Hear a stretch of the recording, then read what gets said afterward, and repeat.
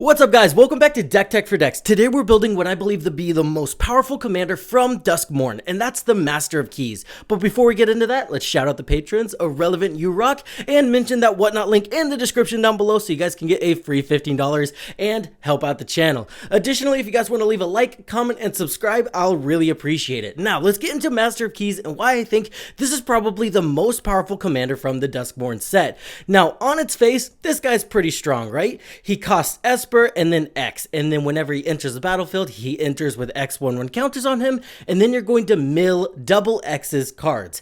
And then he gives every single card in your graveyard, or enchantment card in your graveyard, escape. You have to pay the cost and then exile 3 additional cards. This is really strong here. And the reason this is really strong here is because there's been a plethora of enchantments that have been released this past year that just synergize with mill. So it's really easy to fill your graveyard in esper right now. Not to mention, there is a lot of enchantments that are reanimation pieces, right? And half of the problem with running a reanimator strategy is you need the reanimation spell in your hand while you have the creature in the graveyard. Not here. We can just mill to oblivion while milling our reanimation enchantments and the creatures we want to reanimate at the same time. I do think this guy does have cEDH potential. That's not going to be the route we're going today. We're just building a broken reanimator deck. But if you guys do want to see that cEDH version, if you like and comment down below, I'll see the demand and see what I can do. Another thing that really solidifies this guy as the most powerful commander from Duskmourn in my opinion is just the overall consistency of enchantment strategies, and then this guy just makes your graveyard your hand. There's a ton of enchantments that say, hey, reduce the cost of all your enchantments. Then there's cards that let you draw cards whenever you cast enchantments. And then most of the mill cards we're using that are also enchantments mill up to 3 cards a turn. This is going to make it to where the Master of Keys always has fodder to cast stuff from the graveyard. And then you just have the overall flexibility of enchantment cards on their own. Like Dress Down. A well-timed Dress Down can completely stop an opponent from winning and hose over their strategy. And then that's going to go back into the graveyard for you to play again. Like I said, the flexibility of this guy and the consistency of the enchantment strategy is why I think this guy is probably the most powerful commander from Duskmourn. So if that sounds like a deck tech you want to get into, let's get into it. Let's start off the video by covering this really cool interaction that I really want to pull off. We need Cacophony Unleashed. This is a really solid card because it's kind of a one-sided board wipe, and just to make sure it's one-sided, we're going to include the new enchantment room, Secret Arcade, and Dusty Parlor. And last but not least, we need Demon of Fate's Design. Now what we're trying to do here is what I think is pretty funny here. We're going to go ahead and cast Cacophony Unleashed, right? This is going to wipe all non-enchantment creatures off the board, and since we have Secret Arcade, this is going to guarantee that none of our creatures are going to be affected by it. And then Demons of Fate Design is there just so we can do this every single turn, because next turn we're going to go ahead and sacrifice our Cacophony Unleashed, cast it for free using Demon of Fate's Design. That's going to give Demon of Fate's Design +7, right? Remember, our commander's on the battlefield, so that's how we're casting Cacophony Unleashed from the graveyard. And then Dusty Parlor is also putting an additional 7 1/1 counters on Demons of Fate Design. So now not only are you wiping every creature off the board every single turn, you're also smacking them with a 20/20 demon that just gets bigger every time you do this. Now you are paying life, but I'm willing to bet that they die before you do, especially when we're running Xur in the deck. Not only will this give our Demons of Fate Designs lifelink, it's also going to give everything hexproof, right? Because now everything's an enchantment because of our Dusty Parlor. Even Xur will give himself hexproof now, which is going to be amazing. With that funny interaction out of the way, we need to fill our graveyard. Attunement is going to be amazing here. We have a lot of enchantment cost reducers, so we can get this down to just 1 blue pip, and then it's going to trigger all of our effects that trigger whenever we cast an enchantment, and then additionally, we can return this enchantment to our hand, and when we do that, we not only get to draw 3 cards, but we get to discard 4 cards as well. Remember, our commander is able to cast enchantments from the graveyard, so as long as we're discarding enchantments, it's basically like we're just drawing 3 cards for free every single turn, or every single time we cast this and return it to our hand. So not only are we getting a ton of value off of our enchantment ETBs and cast triggers, additionally, we're just drawing a ton of cards. Cemetery Tampering, Ripples of Undeath, and Out of the Tomb are very powerful cards here as well. They're just going to keep filling our graveyard and ensuring that we always have 3 cards to exile. That way we can cast those cards from the graveyard using our commander. The Tale of Tameo is also very powerful here. It's consistent mill. It's going to mill us at least 2 cards a turn. If 2 of those cards share typing, we get to mill 2 more cards and then and draw a card. It's very good. Additionally, at the very end, once it gets to chapter 4, we essentially get access to all of the instant and sorcery cards in our graveyard, so that's going to be a lot of value as well. Not to mention, it is a saga, so whenever it sacrifices itself, it's going to end up in the graveyard, where we can just cast it again using our commander. Mind Wreck Harpy, again, this is just going to mill 3 cards at the beginning of our combat every turn. This does work for everybody, but we really don't care about that. As long as we're milling 3 cards a turn, we're very happy in this deck. We're also going to add the black and blue overlords in this deck. The black one's amazing here. Not only does it mill 4 cards when it enters the battlefield, but additionally it's going to mill cards whenever it attacks, and it returns a non-avatar creature to our hand if we want. So if we just so happen to get one of our card advantage pieces stuck in the graveyard that's not an enchantment, we can just return that to our hand. The blue one is also pretty useful here. Whenever it enters the battlefield or attacks, we get to draw 2 cards and then discard a card. So again, we're getting card advantage and we're filling the graveyard. Glimpse the Unthinkable, pretty simple. Target player puts the top 10 cards of their library into their graveyard for 2 mana. Yeah, we're gonna take that. Mesmeric Orb is going to mill us a ton. It's going to mill our opponents too, but honestly, we just care about our graveyard getting massive. Scrabbling Skull Crab, this one's going to be amazing whenever an enchantment you control enters, or whenever you fully unlock a room, target player mills 2 cards. We're going to be casting a ton of enchantments, and a lot of enchantments are going to be entering the battlefield. So this guy's going to be responsible for a lot of mill. Mask of the Schemer also seems super solid here since we're playing a lot of pretty massive creatures, and our commander can get pretty massive himself. It's going to allow the equipped creature to connive X whenever it deals combat damage equal to the amount of damage it dealt. And just to remind you, conniving's where you draw X cards and then discard X cards and put a 1/1 counter on that creature for each non-land card discarded this way. So as long as we're discarding non-land cards, we're doing a couple things. We're making our graveyard bigger, we're making our creature bigger, and additionally we're rifling through our deck at an insane rate. Let's talk about those reanimation targets. We have Demons of Fate Design. Now, since our commander allows us to cast enchantment spells from the graveyard, and Demons of Fate Design says once during each of your turns,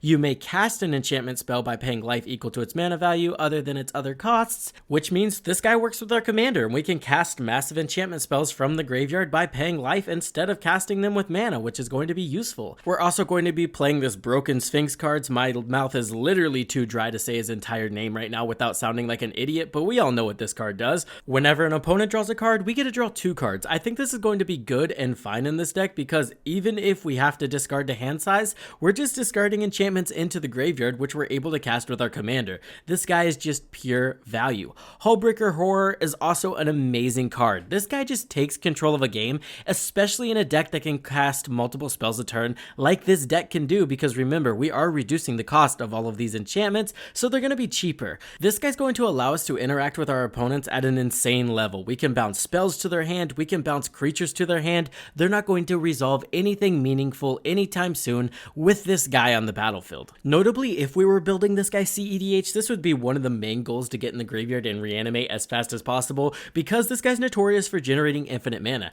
As long as you have a soul ring and something like a mana vault, you can just cast your soul ring, tap it, cast your mana vault, then tap your mana vault, then cast your soul ring again. You bounce them back and forth to your hand and you have infinite colorless mana. From there, you can easily mill your entire library with the Master of Keys and then just Savine's Reclamation your Thassa's Oracle on the battlefield. Again, that's not what we're doing here, so moving on. Next one, we have Vilis, Broker of Blood. This guy's amazing. The card advantage is absolutely insane. For 1 black mana, we're drawing 2 cards and we're hosing over our opponent's creatures. Not to mention, this guy hits like a truck. Fear of Sleep Paralysis is another messed up card that's going to be amazing in this deck. It says whenever Fear of Sleep Paralysis or another enchantment you control enters, and whenever you fully unlock a room, tap up to 1 target creature and put a stun counter on it. And then it's got this cool other flavor text that just says, hey, stun counters can't be removed from permanents your opponents control. So now they're just locked down for the rest of the game until they get rid of Fear of Sleep Paralysis. Toxrill the Corrosive. Hey, we're already throwing salt in the wounds, and this is already going to be a pretty powerful deck, so we might as well lean into it and just be archenemy at this point.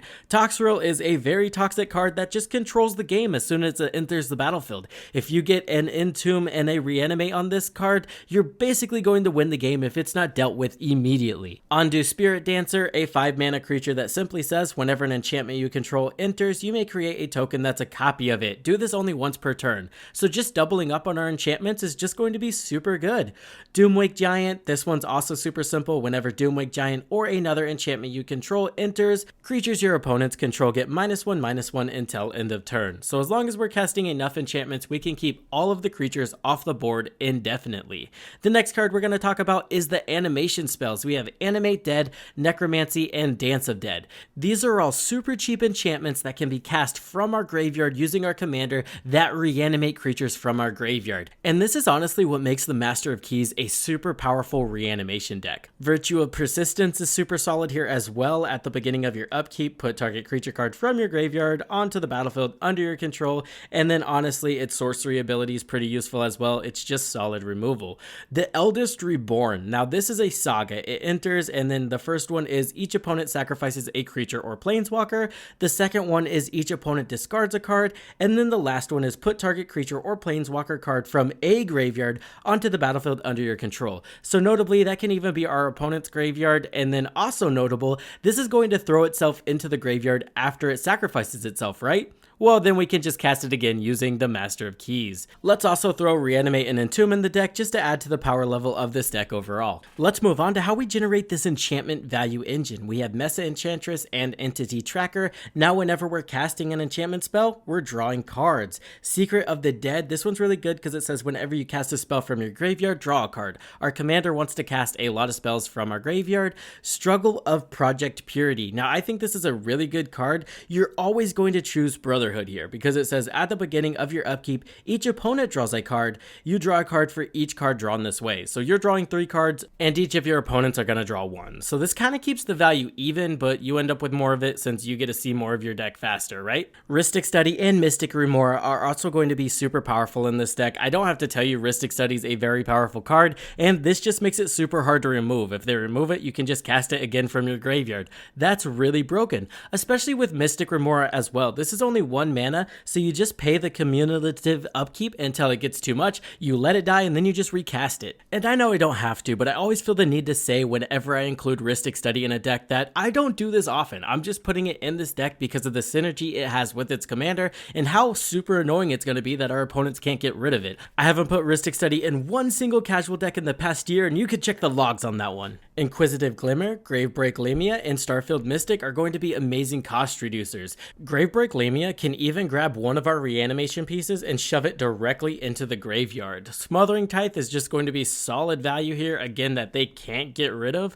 Dress Down's going to be amazing. It has flash, it draws a card whenever it enters the battlefield, and it sacrifices itself at the end step, putting itself back in the graveyard, ready to be utilized again. Amphibian Downpour is also messed up here. You just wait for your opponent to cast a ton of cards, and then this does have flash and storm, so you're going to get copies of this equal to the amount of spells cast that turn. Then you get to enchant a creature, and it loses all abilities and becomes a 1/1 frog. Now what's really cool here is you can actually put the main enchantment on a creature you know you can kill, and then you put all the copies of this enchantment on other creatures you don't want to work. Then you kill the main creature or all creatures with something like a Doomwake Giant or even a Villas Broker of Blood, and then Amphibian Downpour is back in your graveyard, again, ready to be utilized. Static Prison kind of does the same thing here, gets rid of a non-land permanent, and then it will eventually come back, but then we can just cast Static Prison again. Grasp of Fate is extremely oppressive here since it gets rid of 3 permanents. Seal of Cleansing, Touch the Spirit Realm, Oblete, all very messed up cards in a deck that can cast these over and over again. Same with the Meat Hook Massacre. As long as we can sacrifice it, we've got a repeatable board wipe. Estrid's Invocation is just in the deck as some added utility. It can enter in as a copy of whatever enchantment we need it to be, and that's just going to add to the flexibility of the deck. That's going to do it for the deck tech, guys. Thank you for sticking around to the end of the video. Don't forget to like and comment below if you guys want to see a cEDH version. I think this guy has some real potential as an infinite mana outlet. Then we mill our entire library, Thassa's Oracle to the win. Not very fancy, not very unique, but it gets the job done and it's going to be pretty strong, especially since they're going to have a really difficult time getting rid of our card advantage engines. With that being said, let's shout out those patrons: Irrelevant, Chicken Salad, Praetor, and Excessum. You guys are amazing. I hope this helped everybody in their deck building endeavors, and I will see you guys in the next one.